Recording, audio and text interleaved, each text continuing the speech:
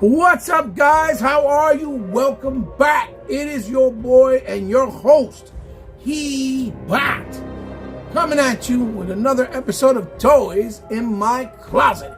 And as you guys know, I'm a video game enthusiast, so this is a video game action figure enthusiast channel as well. So we do all types of figures, but we do also video game related stuff. And this is no exception. The wait is over. It's finally here after 2 years of waiting. We got none other than the brand new Storm collectible in Guilty Gear Strive's Sol Badguy. Probably my definitive favorite character of the entire Guilty Gear series. And if they make the rest of the characters, I'm in for some real shit. Because these characters' design are badass. I really love the design for these guys. I've been following the Gear series, the Guilty Gear series, since Xbox OG. So, here we go, him in box.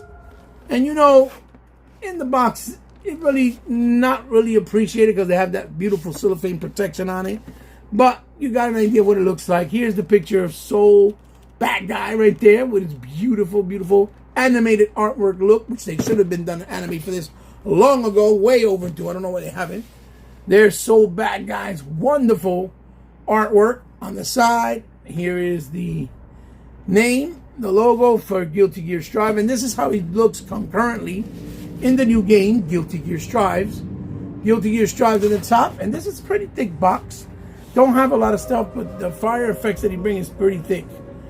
Sol Badguy, same portrait again on the other spine with the Sol Badguy name, and obviously Guilty Gear's font and label.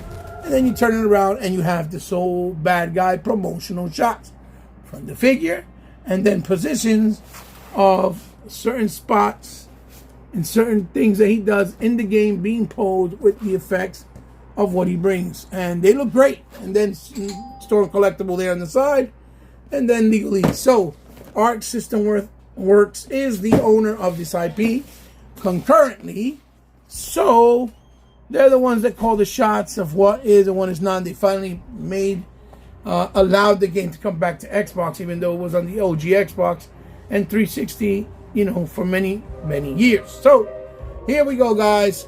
Sit back, relax, have a digital drink, and I hope you join me for the ride and the review. Hopefully, let's see if Sol Badguy is worth the time, if he's a dud, or if he's better than we were even expecting from before. So, you know, hopefully we'll be able to enjoy it together. So I'll see you guys real soon in a blink of an eye. What's up, guys? How are you? Welcome back. And let's take a look, like I said, now at Sol Badguy. Here we have him out of box, the packaging. And you see that he looks absolutely tremendous. The level of detail is very, very, very high. And he looks very, very, very nice. So there's his face in the anime style with his hair, the red bandana. The hair is nicely sculpted with the piece extension of his ponytail in the back. You can see there all the details and the symbol of the gears in the back.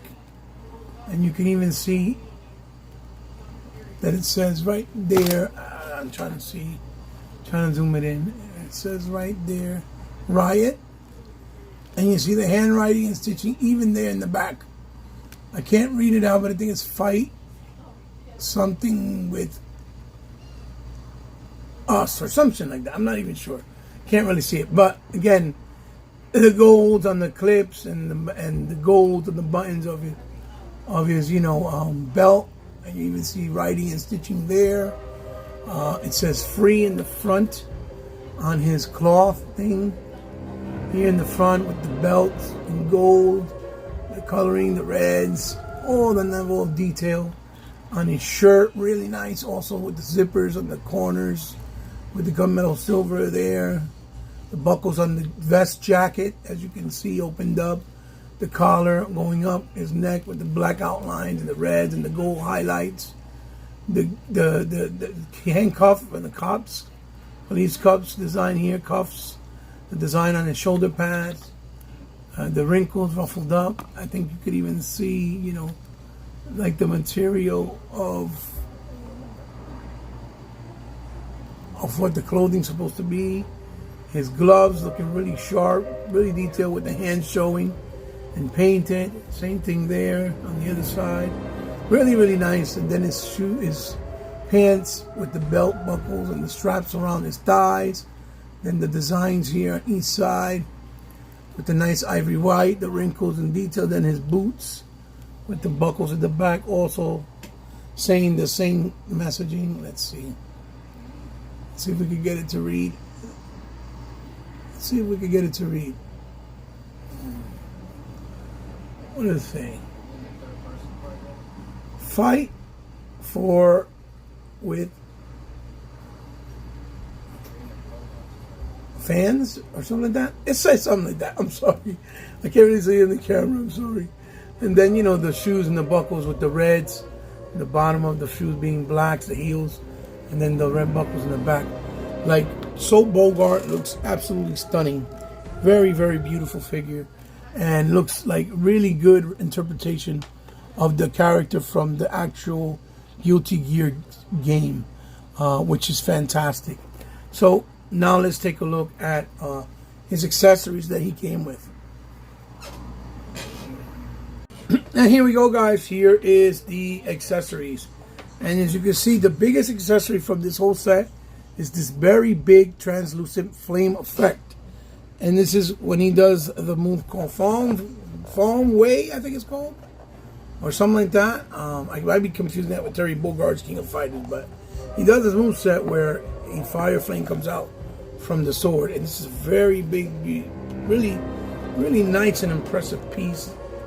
And you can see really nice translucent colors. It looks really, really good and really vibrant, really, really vibrant, really nice. And it's light; it's not really heavy. Then you see he brings 4 sets of hands plus the one that was on him, which were the fisticuffs.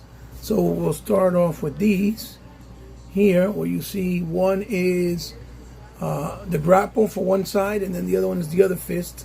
So that's one set there, or 2 sets rather. And then he has like these open splayed, like hands, like, you know, posing for like opposing move, like martial arts move. And you see how detailed the paint job is and all that. Really, really good. Really, really nice. Then we have this here, which is another open hand in a position like doing a karate move, like with, it's a gesture type of hand. And then these with like the grip, like a monkey grip, like karate style move as well, kind of crunching, like he's gonna do the monkey style of martial arts on someone, you know, on a fighter, one of his opponents, basically. So that's basically just for different display options. So that's pretty good. Then he brings his primary weapon and sword, which is the huge sword he brings. You can see the level of detail there. The writings, the nice burgundy, you know, it's like a burgundy champagne color. Then you see the yellow within, the blues with the blacks, and then the whites outlined all over. The strap here is made of a nice rubber plastic, and it is a separate piece. The handle there with the tapes, band-aid, and then these cracks and crevices like from battle, and then this nice piece of strap that comes completely down with the orange tethering, which is the marquee of his weapon, one of the main signature looks. And it's pretty nice and long. It's probably like 4 inches in size, so it's really nice, and it's a really nice size. And then he brings 2 more portraits, and this is one of them here with the snarkling smile, as you can see, and each one brings an individual ponytail. And then he has this one here, and this one's with him yelling and screaming, or a yelling and screaming pose covering his eyes. So they look really, really good. For obviously display purposes, and the portraits always come in very handy. So now let's take a look at Terry's Sol Badguy's articulation. So as his articulation for it goes, it's left and right. He does have tilt. He can look down that much, like so, right? And then he can look up a nice amount as well. It's just that the head kind of pulls back because of the design of the hair. Then his ponytail is a separate piece, and you can move it from left to right. And then the shoulders, you can lift up about that high, which is actually really good. As you can see, it's a really nice amount. Then it goes around 160 degrees. You can kind of pull off the jacket too. It's all very soft plastic. He has the swivel on the top. He has a butterfly. He has a double jointed elbow with pinless, and then the ball peg on the wrists. Here you can see here, very tight, and it goes in and out, or whatever the direction you put the ball peg. And as far as the waist swivel, we got a nice waist swivel, and then he got the torso cut, which adds more level of dynamic possibilities. Thing is, this is rubber, and it's hard to kind of align it and get it to do certain things without you having to really work for it. So, then it goes obviously left and right. You can move forward all the way that much, and you can hyper extend back all the way that much. So it's a nice amount. But see, as all store collectibles go, this piece is a plastic piece.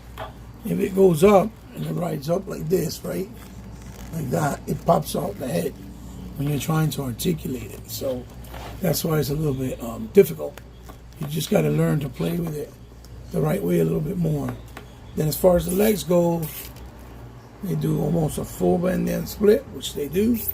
And obviously you got a nice thigh swivel, and you got a double on the knee, seamless, but it doesn't reach all the way to the top because of the design of the pants. And then in the bottom is a little bit frustrating because there's no movement here, and the shoes move very, very little. They move that much only, very little. And even the tips itself, it's like it's hard to get them to do.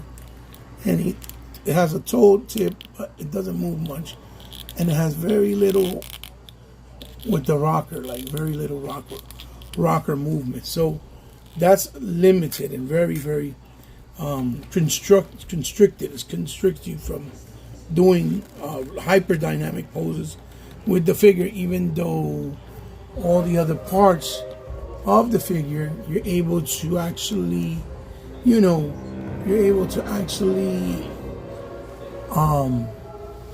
move very well. So it's kind of a shame that it's like that,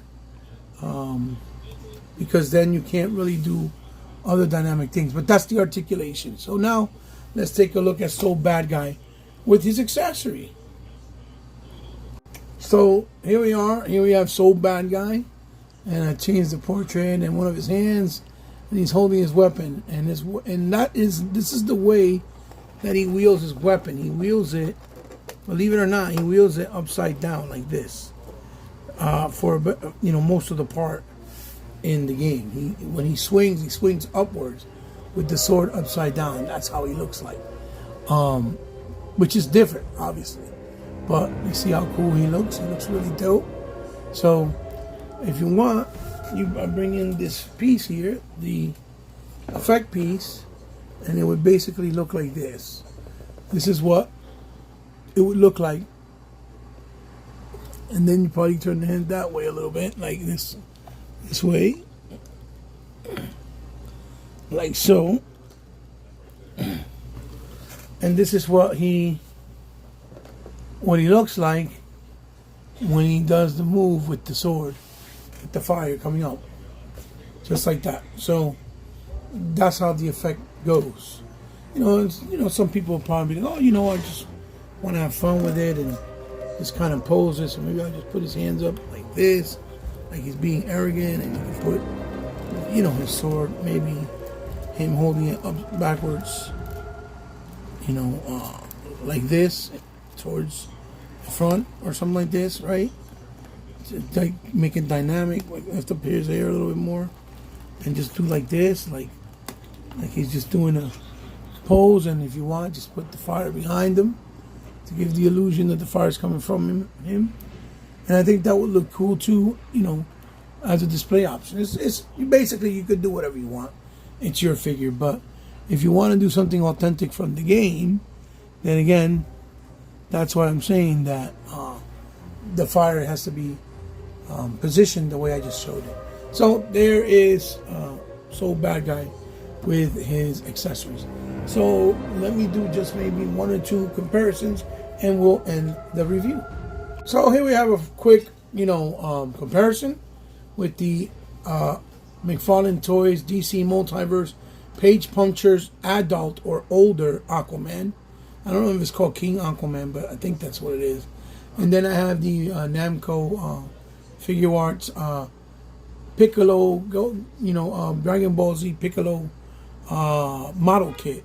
As you can see, they have really nice colors and shelf presence. You can put them next to different lines, and it's still going to look really, really impressive and really, really cool. And so here we have them next to the Masters of the Universe Multiverse, or Masterverse actually, New Adventure Skeletor.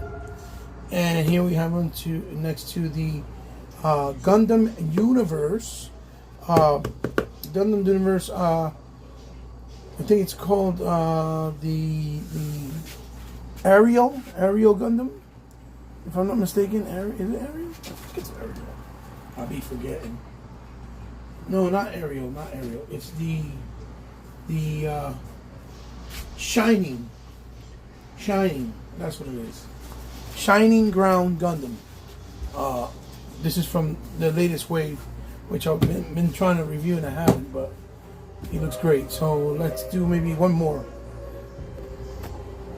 And here we have some smaller scale figures, but based off cartoons and video games. Here we have the Boss Fight Studios Bucky O'Hare Classic Style. And here we have the brand newly released Jada Toys Super Street Fighter 2 Challenge Chun-Li. That's it. And you see that they look very different in scale, but nice in color and aesthetics, and they kind of blend pretty cool. So there's you have it. There is my comparison. Now let's go to the end and my final thoughts of the review. So here we are, guys. Here is Sol Badguy from Guilty Gear Strive in all of his glory, with all of his accessories, and he comes with a nice amount. And at the same time, I gotta be honest with you, I think he's fairly priced as well. His MSRP price, I believe, was $98, which I think is a solid price for this type of quality figure and this type of style of figure from the company of, Storm Collectibles. Obviously, they've been doing this for a while, and yes, they've improved with time, but they've also have kept true to their nature of how they do things in some areas. So it's the good with the bad, but mostly good, which is fantastic. Storm Collectible does really good stuff, and they have really good and rare licenses with video games. They have an upcoming Fist of the North Star Kenshiro, which looks absolutely spectacular. Just like here, Sol Badguy looks absolutely spectacular. So I can highly recommend them because of the price point, because this is the first time we have an entry in the Guilty Gear realm. Other than, I think we had that female character from the SA's Figure Arts. She was also, no, she was from Dead or Alive, right? I'm trying to remember, was she from Guilty Gear? I think she was from Guilty. She's the one with the blue beret. And she has a white and blue dress. I forgot her name too. My daughter got to figure. I bought it for her a while ago because she liked it and I thought it was cool.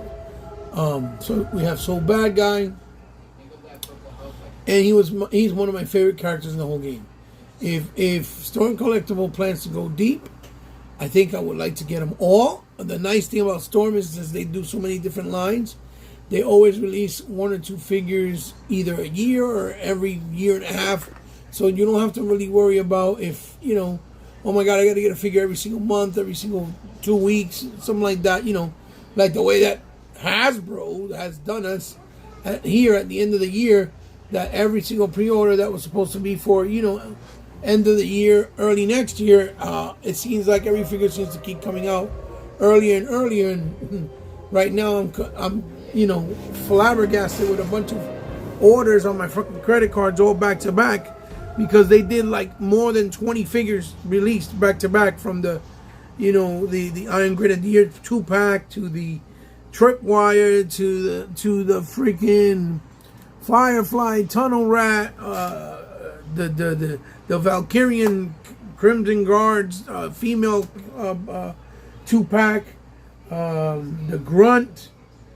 Jesus Christ, I can't even think of so many now. Buzzer, fucking Lowlight, the Vipra, from Walmart exclusive, Snow Job, the deluxe pack with Snow Job, and Chuckles. The Chuckles Comic Con exclusive, the Nunchuck coming out. So it's just a plethora, a slew of G.I. Joes that came out all back to back. Big Ben, the Walmart exclusive Big Ben, the Walmart exclusive of the Range Viper, the upcoming Skull, the Shadow Viper, the Shadow Tracker figure, and what's the other guy? That alien dude, that fucking chick that's gonna be that she's a long-range sniper. You guys get the idea. Hasbro destroyed us. They completely destroyed us. On top of everything else from the HasLabs and all that other bullcrap. Again, Sol Badguy is absolutely incredible. I highly recommend it. He's a good price. And I got him at Big Bad Toy Store. I believe he's still available. So go check it out and get yours today before they sell out. And then you got to buy it in the aftermarket for a ridiculous amount. So guys, give me a thumbs up if you like the review and outlook, and give me a thumbs down if you didn't. Share this video with someone you think might enjoy it. As always, with all of you that continue to give me the support, thank you. Because without you, the channel would not be sustained. I still would not be here. You guys can always find me at any social media outlet. It's all down in the description below. You can also, if you want to, if you'd like to highlight something or have me highlight something on the channel, or you would like to make a donation for me to show off or showcase something on the channel, I would be more than humbled to do so. I will be more than grateful. It would be an honor and a pleasure to do so. Just hit me up on one of those social media DMs and we'll work out the particulars. Now, on a more personal note, if you guys would like to help my channel out directly or help me in any way, shape, form, or fashion, because it is very useful. I'm not making money out of this, even though I would like to, because I'm doing something I love, but I would like to make money so I could keep sustaining it, keep buying products and not having to worry about getting in debt or, not being able to afford certain things and skip on things. If you want to, from the kindness of your heart, and you'd like to do so, and you have the means to, and you want to do it because you want to be nice and help me out and like what I do, there is a way you can do so. That's with my Patreon and PayPal information, also down in the description. Remember, it's not mandatory. It's only if you want to. As always, guys, it's been an absolute pleasure. This is your host, Hebot, signing off on another episode of Toys in My Closet. Keep collecting, have fun doing it, but remember, be considerate because we are in trying times.